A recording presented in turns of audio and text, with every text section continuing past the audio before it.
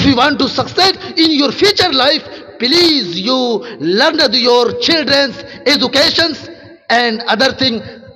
present time, past time, future time.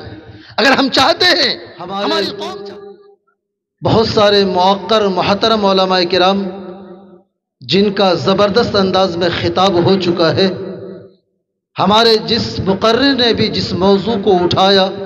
الحمدللہ اس کا حق ادا کر دیا ہے۔ میں خصوصاً اپنے استاد محترم استاذ الاساتذہ کا شکر گزار ہوں کہ آپ نے قوم و سماج کے دکھتی رگوں پر ہاتھ رکھ کر قوم اور سماج سے خطاب کیا ہے۔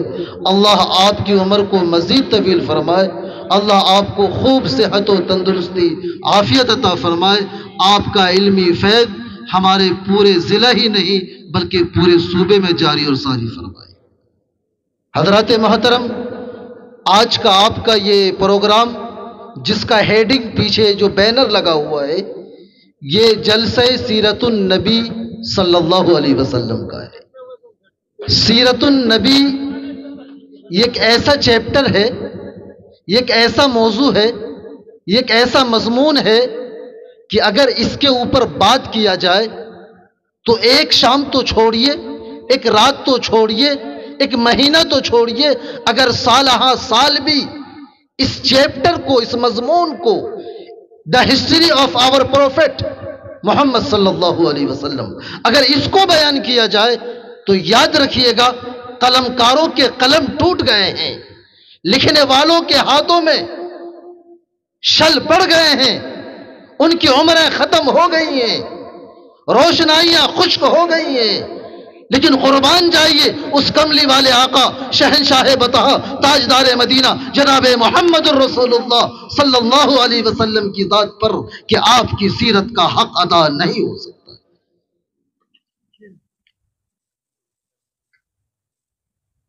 اللہ تبارک و تعالی نے اپنے اس پیارے پیغمبر،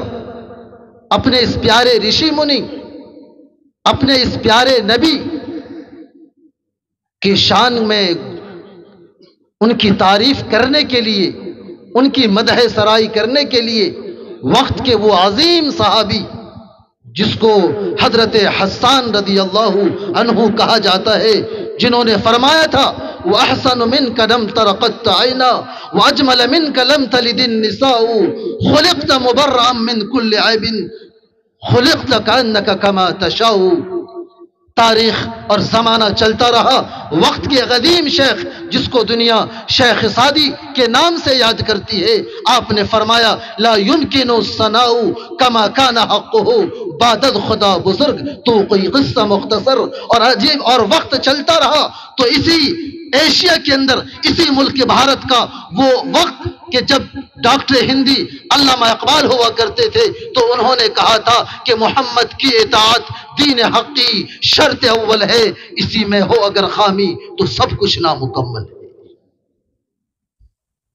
معزز حاضرین و سامعین، الحمدللہ ہم سب اللہ تبارک و تعالی کے پیدا کیے ہوئے انسان ہیں۔ اللہ رب العالمین ہمارا خالق و مالک ہے، انہوں نے ہی اس کائنات کو، اس سنسار کو، اس پرتھوی کو، اس آسمان کو، اس زمین کو، چاند و سورج کو، ہر کچھ کو بنانے والا، آپ اسے کہیں تو ایشور کہہ لیں، آپ اسے کہہ لیں بھگوان کہہ لیں، آپ اسے کہہ لیں گاڈ کہہ لیں، آپ اسے کہہ لیں اللہ کہہ لیں، آپ اسے کہہ لیں خالق و مالک کہہ لیں، یہ پورا سنسار کا بنانے والا، چاہے کسی دھرم کی پستک ہو، کسی دھرم کی کتاب ہو، کسی دھرم کی وید ہو، کسی دھرم کی دھارمک کتابیں اور پستکیں ہوں، آپ اس کی مطالعہ کیجئے، اس کی ہسٹری کو پڑھیے، اس کے تاریخ کو پڑھیے، اس کا اسٹڈی کیجئے، ریسرچ کریے، تو آپ اس نتیجے پر پہنچیں گے کہ وہ دھارمک گرنتھ، وہ مذہبی کتابیں، وہ ریلیجینس بکس، وہ آپ کو یہ پیغام دیتی ہے، یہ سندیش آپ کو دیتی ہے کہ آپ کو یہ وہی سبق ملتا ہے کہ دنیا کا، سنسار کا، منش کا بنانے والا، پیدا کرنے والا، اور جو کچھ پورے سنسار کے اندر یہ نظام چل رہا ہے، سورج کا نکلنا، سورج کا ڈوبنا، چاند کا نکلنا، چاند کا ڈوبنا، اور پھر صبح ہونا، اور پھر شام ہو جانا، اور پھر رات کی تاریکی چھا جانا، یہ سارا کا سارا، یہ مہینے، یہ ہفتے، یہ سال، یہ عیسوی، اور اس طریقے سے ایک بہار گزرتا ہے، ایک صدی گزر جاتی ہے، ایک سال گزر جاتا ہے، یہ سارا کا سارا نظام چلانے والا ایک مالک ہے، ایک خالق ہے۔ دنیا کوئی اسے پرماتما کہتی ہو، دنیا کوئی اسے رب کہہ کر پکارتا ہو، دنیا کوئی اسے کہہ کر ایشور کہہ کر پکارتا ہو، یا گاڈ کہہ کر پکارتا ہو، لیکن یہ بات ایک اٹل حقیقت ہے۔ آپ چاہے کسی بھی دھرم کی کتاب کو اٹھا کر دیکھیں گے تو نتیجہ یہی پائیں گے کہ اس سنسار کا کوئی پیدا کرنے والا ہے، اس کا کوئی پالن ہار ہے، اور اس کے نظام اور سسٹم کو کوئی چلانے والا ہے۔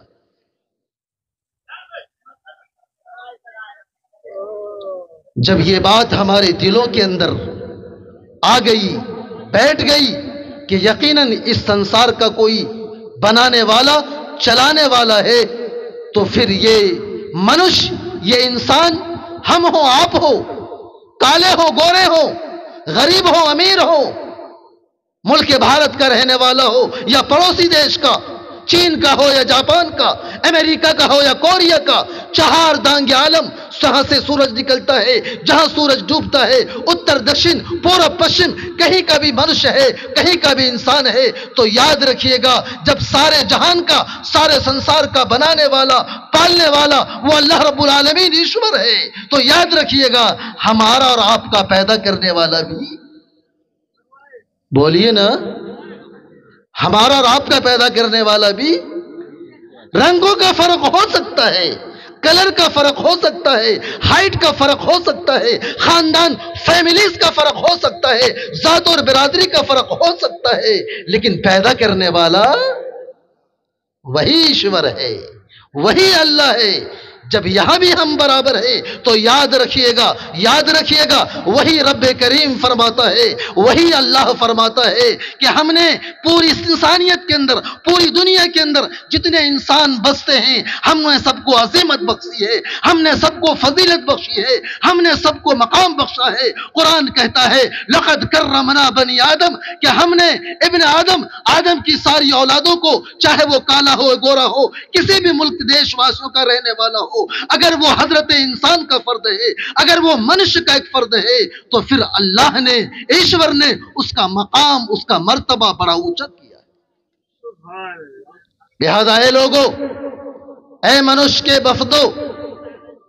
اے دنیا کے اندر بسنے والے انسانوں، تمہارا مذہب، تمہارا دھرم، تمہارا ریلیجن الگ ہو سکتا ہے، یقیناً ہو سکتا ہے، لیکن انسانیت کی ہمدردی، محبت، اتفاق، یہ چیز ہمیں کبھی نہیں بھولنا چاہیے۔ شاعر مشرق ڈاکٹر ہندی علامہ اقبال نے کہا تھا کہ درد دل کے واسطے پیدا کیا انسان کو، درد دل کے واسطے پیدا کیا انسان کو، ورنہ عبادت کے لیے کچھ کم نہ تھے کرو بیا۔ اور کرو بیا کہتے ہیں فرشتوں کو، کہ اللہ رب العالمین کو اگر عبادت کا مسئلہ تھا تو اللہ کے لیے ہزاروں نہیں، لاکھوں نہیں، کروڑوں، اربوں، خربوں، ان گنت فرشتوں کی تعداد ہے جو اللہ کی عبادت میں، رب کی عبادت میں، ایشور کی پرارتھنا کے اندر صبح و شام میں لگا ہوا ہے۔ کوئی رکوع کی حالت میں ہے تو کوئی سجدے کی حالت میں ہے، کوئی سبحان اللہ پڑھ رہا ہے۔ الغرض ہر فرشتہ اپنے مالک و خالق اور اپنے پالنہار کا نام لے رہا ہے، اس کی پرارتھنا، اس کی عبادت کر رہا ہے۔ تو اللہ کو عبادت کی ہماری ضرورت نہیں تھی۔ فرمایا اللہ تعالیٰ نے حضرت انسان کو درد دل کے واسطے، محبت کے واسطے، ایک دوسرے کے ساتھ ہمدردی کے واسطے پیدا کیا۔ کروڑوں فرشتے اللہ کی عبادت میں لگے ہیں، فرشتوں کی تعداد آپ اگر کتابوں میں تلاش کریں گے تو آپ کو اس کی کاؤنٹنگ نہیں ملے گی۔ آج کل ریسرچ کرنے کا، تلاش کرنے کا، سرچنگ کرنے کا ایک بہترین حضرت ہے، جہاں لوگ تلاش کیا کرتے ہیں، جائیے جناب حضرت مولانا گوگل صاحب سے پوچھئے۔ نام سنا گوگل صاحب کا؟ مولانا گوگل صاحب سنے ہیں؟ نہیں سنے؟ ارے گوگل صاحب تو سنے ہوں گے نا، اگر مولانا گوگل نے سنے۔ جب گوگل پہ آپ سرچ کریں گے ہاؤ منی، کہ کتنے ہیں یہ فرشتوں کی تعداد،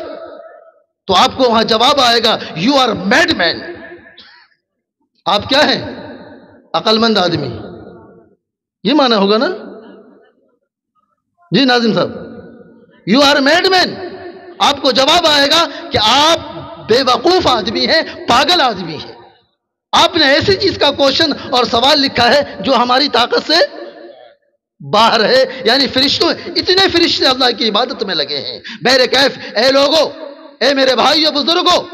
آج اس وقت ہمارا ملک، ہمارا سماج، ہماری قوم، ہماری بستی، ہمارا پورا علاقہ، ہمارا پورا دیش اس بات کو چاہتا ہے کہ ہم انسانوں کے ساتھ ہمدردی، محبت، بھائی چارگی، اتفاق و اتحاد کا ماحول قائم کریں. اور یہی ہمارا مذہب اسلام کی سب سے بڑی خوبی ہے. دنیا کا سب سے پہلا انسان، پہلا منش جو ہماری دھرم کی کتابوں سے ثابت ہے، حضرت آدم علیہ السلام. آج ہم لوگ ایک چلنے والے انسان کو کہہ کر پکارا کرتے ہیں، آواز دیتے ہیں، اے آدمی ادھر آؤ. یہ لفظ آدمی، یہ شبد آدمی، یہ ورڈ آدمی اگر کہیں سے آیا ہے تو وہ حضرت آدم علیہ السلام کی سے. تو پہلا فرد بشر ہے حضرت آدم علیہ السلام. وہیں سے اسلام کا آغاز ہوتا ہے، اور اس کے بعد کم و بیش 1.25 لاکھ پیغمبروں کی جماعت، اور پھر اخیر کے اندر میں آنے والے ہمارے اور آپ کے نبی جناب محمد الرسول اللہ صلی اللہ علیہ وسلم. آج سے 1400 سال قبل وہ عرب کا دیش، وہ عرب کا علاقہ، جس علاقے کے اندر میں لوگ ایک دوسرے کا دشمن ہوا کرتے تھے، خاندانوں میں لڑائیاں ہوتی تھی، انسانیت کے ساتھ دشمنی اور ظلم و بربریت کا ماحول قائم کیا ہوا تھا. ایسے وقت میں رحمت خداوندی جوش میں آتی ہے، ایشور کو ساری انسانیت پر رحم آتا ہے. اور ایسے وقت میں اس عرب کے اندر میں اور مکہ مکرمہ کے اندر، قریش خاندان کے اندر، اللہ تبارک و تعالی اپنے پیارے حبیب، آخری نبی، خاتم النبیین، نبی آخر الزمان جناب محمد الرسول اللہ صلی اللہ علیہ وسلم کو اللہ مبعوث فرماتا ہے. اور پھر آپ جب اس دنیا کے اندر آتے ہیں تو آپ اپنی زندگی کے آغاز سے لے کر، اس کی اسٹارٹنگ سے لے کر ہی، اس کے ابتدا سے لے کر ہی آپ دنیا بھر کے لوگوں کو عدل و مساوات، برابری، بھائی چارگی، محبت کا پاٹھ پڑھاتے ہیں. اور دنیا نے کوئی انسان ایسا نہیں دیکھا، کوئی فرد بشر ایسا نہیں دیکھا، کوئی ایسا زبردست قسم کا لیڈر اور زبردست قسم کا کوئی شخص نہیں دیکھا جو محمد الرسول اللہ جیسا عمدہ اخلاق، بہترین کلچر، خوبصورت کیریکٹر، اور آپ کی پوری زندگی سراپا خیر ہی خیر تھی. آپ نے اپنی پوری زندگی کے اندر انسانیت کے ہر طبقے کو، چاہے مرد کا طبقہ ہو، عورتوں کا طبقہ ہو، انسانیت ہی نہیں میرے بھائیوں، ہمارے پیغمبر اسلام نے انسانوں ہی کے لیے نہیں بلکہ دنیا کے ہر مخلوق کے لیے، بے زبان جانوروں کے لیے بھی آپ ہمدرد بن کر آئے تھے. اسی لیے قرآن کریم ببانگ دہل اعلان کرتا ہے، وَمَا أَرْسَلْنَاكَ إِلَّا رَحْمَةً لِّلْعَالَمِينَ. اے محمد الرسول اللہ، ہم نے آپ کو ساری دنیا کے انسانوں کے لیے، منشیوں کے لیے آپ کو رحمت بنا کر بھیجا ہے.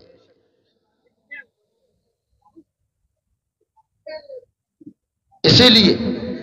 ہمیں یہاں سے پیغام جاتا ہے اور ہم اپنی زبان حال سے اس پیغام کو فارورڈ کریں، آگے پہنچائیں کہ مذہب اسلام اپنے پڑوسیوں کے ساتھ کس قدر حسن سلوک کا حکم دیتا ہے. پڑوسی چاہے کوئی ہندو ہو یا مسلمان، اس کی کوئی پرواہ نہیں. اگر پڑوسی ہے اور ہندو بھائی ہے اور یہ مسلمان پیٹ بھر کر کھاتا ہے اور اس کا ہندو بھائی اس کے پڑوس میں رہنے والا بھوکا رہتا ہے، تو فرمایا کہ اسلام میں اس بندے کا کوئی حصہ نہیں، اس کا ایمان مکمل نہیں. یہ پیغام ہے. اور یاد رکھیے گا انہی عمدہ اخلاق و کردار اور بہترین سندیش اور میسج کی وجہ سے جو جناب محمد الرسول اللہ کی جیونی اور لائف سے ہمیں ملتی ہے، انہی کی بنیادوں کی وجہ سے صرف 14 صدی کا time, only 40 years and 50 years time، صرف 1450 سال کے زمانے کے اندر عرب سے نکلا ہوا اسلام پوری دنیا کے اندر تقریباً 214 کنٹریز ہیں، 214 دیش ہیں. تمام دیشوں کے اندر یہ اسلام کا سندیش اور میسج پہنچتا ہے. میں آپ کو یقین کے ساتھ آپ کو یہ پیغام دینا چاہتا ہوں اور بتانا چاہتا ہوں. آپ یاد رکھیے گا، اگر یہ اسلام اتنی تیزی کے ساتھ صرف 14 صدی کے اندر پوری دنیا کے افق پر چمک رہا ہے، تو اپنے بہترین اصول، اپنے بہترین رولز، اپنے بہترین کیریکٹر، اپنے بہترین لاز، اپنے بہترین قانون، اپنے بہترین عمدہ خصلت، اخلاق، اقدار کی وجہ سے آج پوری دنیا کے اندر نمبر 1 کا مذہب، ریلیجن اگر بنا ہوا ہے تو وہ مذہب اسلام ہے۔ لیکن افسوس ہے، افسوس ہے، افسوس ہے ہمارے ملک قوم کے مسلمانوں پر، ہمارے معاشرے کے لوگوں اور بھائیوں پر، کہ ہمارے اخلاق اس قدر گر گئے، اس قدر لوز ہو گئے، لوز کیریکٹر ہونے کی وجہ سے لوگ ہمارے اچھے اخلاق کی، ہمارے قوم کی مثال ہمارے معاشرے میں نہیں دیا کرتے۔ تعلیم کے میدان میں ہم پچھڑ گئے، اخلاق کے میدان میں ہم پچھڑ گئے، کاروبار کی اصول کی بنیاد پر ہم پچھڑ گئے، معاشرے کی بنیاد اگر دیکھیں، صفائی ستھرائی ہمارے معاشرے کی سب سے بڑی شان ہوا کرتی تھی۔ محمد الرسول اللہ نے پیغام دیا تھا، اے ایمان والو، اے مسلمانوں، خود اپنے آپ کو صاف رکھو اور اپنے معاشرے کو صاف رکھو، یہ تمہارے ایمان کا حصہ ہے۔ لیکن آج گندہ محلہ، آج گندہ گھر، آج گندہ دروازہ، آج گندہ معاشرہ، یہ ہماری قوم کی علامت اور نشان بن رہا ہے۔ رونے کا، افسوس کرنے کا مقام ہے۔ ہمیں چاہیے کہ وقت رہتے ہوئے اگر ہم نے ہوش کا ناخن نہ لیا اور اپنے آپ کو نہ سمجھایا، اپنے قوم و سماج پر قابو نہ کیا، تو ہم خون کے آنسو روئیں گے اور افسوس کے علاوہ ہمیں کچھ بھی نہ ملے گا، ہمیں کچھ بھی نہیں ملے گا۔ اسی لیے اپنے معاشرے پر غور کریے۔ میں نے ایک جملہ بولا، آج تعلیم، ایجوکیشن، شکشا اس کا دور ہے۔ ہر زمانے کے اندر وہی قوم، میرے بھائیوں، جی میرے مائک والے بھائی، I request you by heart, please you listen to my talking only some time، تھوڑے دیر کے لیے I request you by heart، دل سے گزارش کر رہا ہوں۔ ایجوکیشن، تعلیم، شکشا، یہ کسی بھی قوم اور سماج کو آگے بڑھنے کا سب سے بہترین سیڑھی، سب سے بہترین ذریعہ، سب سے بہترین ہنر، سب سے بڑی دولت ہے۔ If you want to succeed in your future life, please you learn your children's educations and other thing, present time, past time, future time۔ اگر ہم چاہتے ہیں، ہماری قوم چاہتی ہے، آپ چاہتے ہیں کہ آپ ابھی کے وقت میں، موجودہ وقت میں، پاسٹ ٹائم میں، فیوچر ٹائم میں اپنی قوم و سماج کو ترقی کے راستے پر لے جانے کے لیے، تو یاد رکھیے گا، ہمیں تعلیم کی زیور سے، ودیا کی زیور سے، شکشا کے اس بہترین خوبصورت زیور سے ہمیں اپنے قوم و سماج، چاہے وہ لڑکا ہو یا لڑکی، ہمیں ان کو اچھا سے اچھا، عمدہ سے عمدہ تعلیم دینا ہوگا۔ دنیا کے افق پر چمکنے والا ملک جاپان،